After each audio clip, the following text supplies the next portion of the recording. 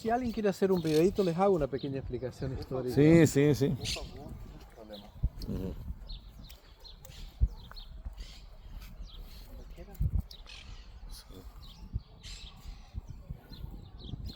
Bueno, nos encontramos en las orillas del río Paraná, uno de los ríos más importantes de la región.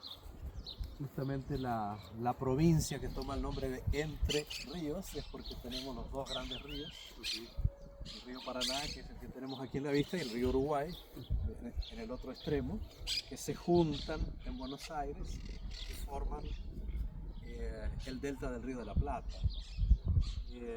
Ya que tenemos hermanos aquí del Brasil, ambos ríos nacen en el Brasil y son ríos muy largos y muy importantes. Aquí nosotros ya tenemos el comienzo del delta. ¿Por qué? Porque en esta región el Paraná divide la provincia de Entre Ríos de la provincia de Santa Fe. Pero para llegar, por ejemplo, a la provincia de Santa Fe, acá tenemos 60 kilómetros, que son el río, que es el río principal viene ahí, pero después tenemos riachos, illas, islas. Bueno, este es un río navegable, es un río importante porque uno puede, ascendiendo el río Paraná, ir hacia la provincia de Corrientes, a la provincia de Misiones o ir al Brasil. Pero si toma el río Paraguay, que es otro afluente, puede llegar a Asunción, la capital del Paraguay, y así. Es un río muy importante. Y bueno, para la historia de la iglesia adventista, el río Paraná ha sido el canal a través del cual llegaron los pioneros, naturalmente. Ellos tenían más o menos 2 días de navegación desde Buenos Aires, del puerto de Buenos Aires, hasta un lugar muy cercano aquí, que ahora no hemos podido llegar, que se llama Punta Gorda hoy. Ese era el antiguo puerto, ¿no? Donde llegaban los barcos y bueno, no había caminos, no había otra manera. Entonces los barcos tenían ese sistema de ruedas, de paletas, y bueno, remontaban el río y dependiendo de muchos factores llegaba antes o después. Los barcos venían, si venía de los Estados Unidos, el barco iba primero a Europa, normalmente al Reino Unido, a Inglaterra, y de ahí volvía hacia Sudamérica. No había viajes directos. Entonces, tanto el pastor Westphal como antes el hermano Jorge Ritter, todos hicieron ese recorrido. Y así que bueno, todos llegaron aquí y nosotros nos encontramos más o menos a unos 20 kilómetros de donde está hoy la Universidad Adventista del Plata, que es donde vivía también en esas tierras el señor Reinhard Hetze, que era amigo del hermano Jorge Riffel de Rusia. Hetze había llegado 3 años antes y Riffel, que se venía escribiendo con él y enviando publicaciones, se ponen de acuerdo y Riffel va a la casa de Hetze. Entonces, en lo que hoy es el campus de la universidad, sobre el arroyo que se llama La Ensenada, se produjo la primera reunión adventista. Y en ese mismo arroyo se produjo probablemente el primer bautismo, donde el hermano Riffel, sin ser pastor, bautiza a Reinhard Hetze, que ambos habían sido luteranos con sus familias, pero ahora habían aceptado el sábado y las otras doctrinas de la iglesia adventista. Todos ellos, en algún momento que no podemos precisar, dejan esta zona y se van a la zona de Crespo. Y ganando a otras familias, también alemanas del Volga o ruso-alemanas, conforman la primera iglesia de Sudamérica, la iglesia de Crespo, que vamos a visitar mañana, si Dios quiere, a la tarde, ¿no? la primera iglesia. ¿Hace alguna pregunta que se me esté escapando? Vamos a precisar un poquito. El hermano Riffel llega a estas tierras probablemente el primer sábado o el primer viernes del mes de junio de 1890, en un clima frío. Bien, ¿de dónde viene Riffel? Viene de los Estados Unidos, de la región de Kansas, donde había conocido el mensaje adventista por parte de la predicación de un pastor alemán, Louis Richard Conradi, pastor Conradi, muy conocido en Europa. En ese tiempo estaba en los Estados Unidos y él hizo campañas para evangelizar a sus compatriotas de habla alemana. Así que el hermano Riffel vino para acá después de haber hecho un largo camino. Voy a resumir. Él nació en Rusia, igual que su esposa María Ziegler y su único hijo David. Esa pequeña familia en 1876 deja Rusia y se va al Brasil, a Río Grande do Sul. Quedan 4 años. Después de 4 años, como la mayoría de los que hicieron ese viaje, deciden dejar el Brasil y venir a Entre Ríos. Más o menos en 1880 llegan los Riffel a Entre Ríos, solo que Entre Ríos tiene 2 problemas. A veces no tiene lluvia suficiente para un buen cultivo de la tierra. Y en ese tiempo las plagas de las langostas, los garfañotos, que se comían toda su cosecha. Entonces esos 2 problemas lo desanimaron. Y como un hermano de Riffel había ido a los Estados Unidos y estaba prosperando y le iba bien, su hermano lo invitó a ir a los Estados Unidos y él se fue, más o menos por 1885. Y en 1886 él conoce el mensaje adventista. Es bautizado en el 88 y en el 89 decide volver y en el 90 regresa. Y ahí viene, ya no como agricultor solamente, aunque lo fue el resto de su vida, sino él viene como un misionero de sustento propio. Fue el primer misionero real que la iglesia adventista tuvo aquí, 4 años antes de la llegada del pastor Wesley. Pues justamente el hermano Riffel y los demás hermanos de habla alemana, los que escribieron con insistencia para que la Asociación General envíe un pastor que pudiera predicarles en alemán. Y finalmente 4 años después viene el pastor Francisco Westphal para dar forma, organizar la primera iglesia, aunque la mayoría de los creyentes ya estaban evangelizados y bautizados. Pero él dio forma y organiza la iglesia con 36 miembros. La iglesia que es la primera oficialmente organizada por los adventistas en el actual territorio de la división sudamericana. División que en ese tiempo no existía. Antes, en ese tiempo existían solo 2 misiones. La misión de la costa este, acá, que era Argentina, Paraguay, Uruguay y Brasil. Un pequeño territorio. Y la misión de la costa oeste, que abarcaba Chile, Bolivia, Perú y Ecuador. Estaba a cargo del pastor Baber, que vino al siguiente año. Entonces ellos se dividieron el territorio y sí hay que reconocer que en Sudamérica la evangelización fue siempre del sur hacia el norte. Del sur hacia el norte. O sea, desde Argentina, Buenos Aires o Entre Ríos fue hacia el Brasil. Y en el caso de la otra costa fue desde Chile hacia Bolivia, Perú y Ecuador. Y en verdad en Brasil también fue la misma cosa, porque la evangelización comienza en el sur y va hacia el norte. Y lo último es el Amazonas. Isso enviava publicações para cá Sí, seu amigo. sí. Mas o primeiro comportor chegou acá quando? Un año después. En realidad 6 meses después. El cronograma sería 1890 llega Jorge Riffel, él con su familia, pero él trae otras 3 familias de Kansas. Entonces ya no es una familia, son 4 familias. Más Reinhard Hetza, que lo recibe y acepta, ya son 5 familias. Ya el núcleo está. Sí. Ahora, los colportores son enviados en 1891. Él viene en 1891. En diciembre vienen 3 colportores, Snyder, Naulin y Stauffer, que vienen a Montevideo, Uruguay. Pero ellos no hablaban el español. Hablaban inglés, uno de ellos hablaba inglés y alemán, Stauffer, y otro hablaba y un poquito de francés. Entonces, y traían publicaciones en inglés, en alemán y en francés, menos en español. Entonces la única solución para ellos era encontrar colonias o personas que hablaran esos idiomas. Ellos se dieron cuenta rápidamente que Uruguay no era eso y no tendrían posibilidades.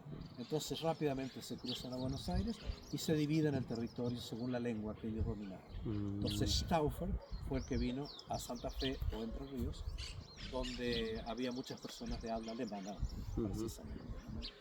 Y Stauffer muy pronto, él deja Argentina y se va de Uruguay, es el primer misionero de Uruguay, deja Uruguay, para 1892 ya está en Brasil, donde es pionero también en Brasil. Stauffer aunque no es muy reconocido como un gran pionero, pero fue un pionero en 3 países, sin ninguna duda. Entonces, eso fue. Para 1892 viene ese observador llamado Chadwick, que organiza una escuela sabática, nombra un tesorero, nombra un secretario, pero dice no es tiempo de organizar una iglesia todavía. Pero sí aconseja a la Asociación General que cuando esto madure un poco, era tiempo de mandar un pastor de habla alemana, y en respuesta a eso, 2 años después, viene el pastor Westphal. El pastor Westphal simplemente viene a cosechar lo que ya habían sembrado Riffel, otros hermanos que fueron conociendo el mensaje por la lectura de publicaciones en la provincia de Santa Fe, y el trabajo de los pastores. O sea, básicamente fue una tarea de cosecha, la tarea del pastor, y de darle forma legal, organizativamente. Bueno. El pastor Westphal, en el mismo año, en el mismo semestre, él organiza 3 iglesias. Es Crespo, 2 semanas después San Cristóbal en la provincia de Santa Fe, un mes después Buenos Aires. O sea, hay 3 iglesias, pequeñas. ¿Cuántos miembros? Acá 36, San Cristóbal 11, hoy no sería una iglesia. Y casi todos de la misma familia, familia Mangold. En Buenos Aires básicamente eran los misioneros y sus familias, y alguno más, no era mucho más. Comienzan una pequeña escuela también en Buenos Aires. Una vez que eso está hecho, él va hacia el Brasil. En 1895 lo organiza lo que ustedes conocen, Brusque, en Santa Catarina. Organiza la primera iglesia y bautiza en otro lugar, que ustedes conocen bien la historia. Después regresa y él va a Uruguay y organiza la primera iglesia en Uruguay en 1896. La iglesia de Colonia Suiza, o Nueva Helvecia. Y de ahí sigue. Las siguientes iglesias son de 1897, que son varias iglesias de la provincia de Santa Fe. Bueno. Pai, está tudo na caixa. Muy importante algo. Sí. Acá lo que ustedes ven es esto. Un delta es algo que se modifica geográficamente todo el tiempo. O sea, si yo les contara cómo era esto cuando yo llegué aquí, no era nada parecido. Toda esta isla no existía, todo aquello no existía. Porque un delta es una acumulación de sedimentos que se van creando islas y se van extendiendo hacia abajo.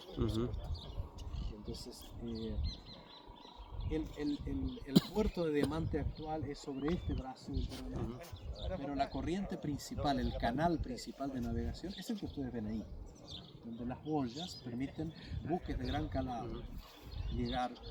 Acá lo principal es la ciudad de Rosario, que queda en esta dirección, es la tercera ciudad de Argentina. Rosario, provincia de Santa Fe. Los barcos normalmente vienen a buscar cereales, trigo y demás, acá a Rosario, y a veces cuando no completan la carga vienen aquí a Diamante, completan la carga con las cerealeras de acá. Y acá pueden ir a Europa, pueden ir al Asia.